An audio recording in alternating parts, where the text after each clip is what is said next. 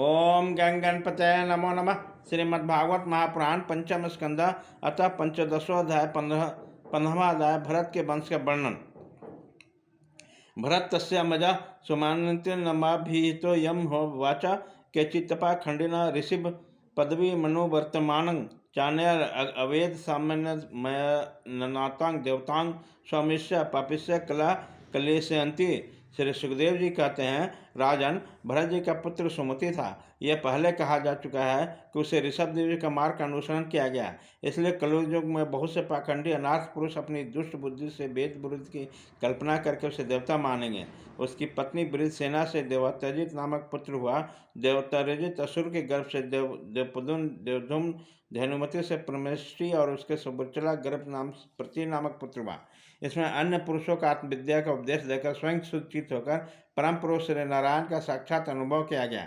पृथ्वी को भारा सुरचर गर्भ से प्रतिहर्ता प्रस्तोता उद्घाता नामक 3 पुत्र हुए। ये यज्ञ आदि कर्मों में बहुत निपुण थे। इनकी प्रतिहर्ता के भाया स्तुति थे। उनके गर्भ से अज और भ्रमा नामक 2 पुत्र हुए।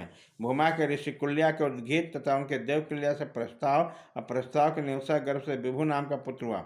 विभु को रति के उदर से प्रत्यष्णु, प्रत्यष्णु का आकृति से नक्त और नक्त के द्वितीय के गर्भ से उदार करती राजर्षि प्रवर गाय का जन्म हुआ। ये जगत की रक्षा के लिए सत्य गुण को स्वीकार करके साक्षात भगवान विष्णु का अंश माने गए हैं। संयम आदि अनेक गुणों के कारण इनके महापुरुषों में गणना की जाती है। महाराज गाय ने प्रजा के पालन पोषण रंजन लाड़ चाव और शासन आदि करके तरह तरह के योगों का अनुष्ठान करके निष्काम भाव से केवल भगवत प्रीति के लिए अपने धर्मों का आचरण किया।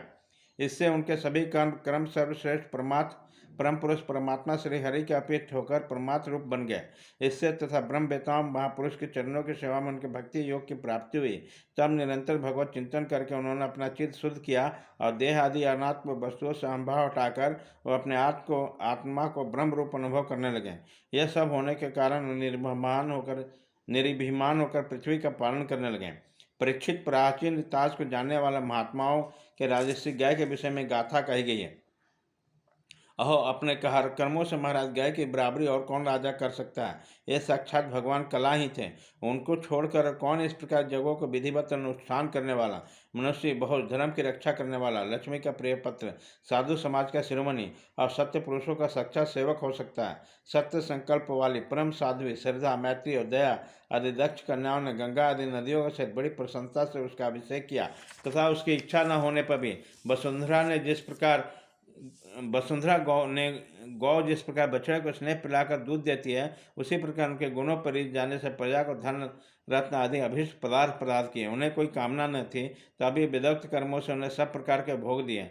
राजाओं ने युद्ध स्थल में उनके बाणों से सत्कृत होकर नाना प्रकार की भेंटें दी तथा ब्राह्मणों ने दक्षिणा आदि धर्मों से संतुष्ट होकर उन्हें परलोक में मिलने वाला अपने धर्म फल का 6ठा अंश दिया। उनके यज्ञ में बहुत से अधिक सोमपान करने से इंद्र उन्मत्त हो गए थे तथा उनके अत्यंत श्रद्धा और विशुद्ध और निष्फल भक्ति भाव से समर्पित हुए यज्ञ फल को भगवान यज्ञ पुरुष ने साक्षात प्रकट होकर ग्रहण किया था, जिसके तृप्त होने पर ब्रह्मा जी से लेकर देवता मनुष्य पशु पक्षी वृक्ष और तृण पर्यंत सभी जीव तत्काल तृप्त हो जाते हैं। यह विश्वास आत्मा श्री हरि नित्य तृप्त होकर भी राजर्षि गाय के यज्ञ में तृप्त हो गए थे, इसलिए इनके बराबरी दूसरा कोई कैसे व्यक्ति कर सकता है। महाराज गाय के गंते के गर्भ में चित्ररथ, सुगति और अवरोधा नामक 3 पुत्र हुए।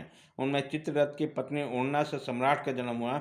सम्राट को उत्कला से मरीचि, मरीचि के बिंदुमती से बिंदुमान नामक पुत्र उत्पन्न हुआ। उसके सरजा से मधु, मधु के सुमना से बीरबरत और बीरबरत के भोजा से मंथु और मंथु नामक 2 पुत्र हुए। और मंथु के सत्या के गर्भ से भवन, भवन के दूषण के उदर से त्वष्टा, त्वष्टा के विरोचन से बिरज और बिरज के विसुचि नामक भार्या से सत्यजीत आदि 100 पुत्रों और एक कन्या का जन्म हुआ। बिरज के विषय में यह श्लोक प्रसिद्ध है, जिस प्रकार भगवान विष्णु देवताओं को शोभा बढ़ाते हैं, उसी प्रकार इस प्रिय व्रत वंश को इससे सबसे पीछे उत्पन्न हुए राजा बिरस ने अपने सुयश से विभूषित किया। इति श्रीमद्भागवते महापुराणे पारमहंस्या सहितांग पंचम स्कंदे प्रिय व्रत वंशानुकीर्तन नाम 5वां अध्याय।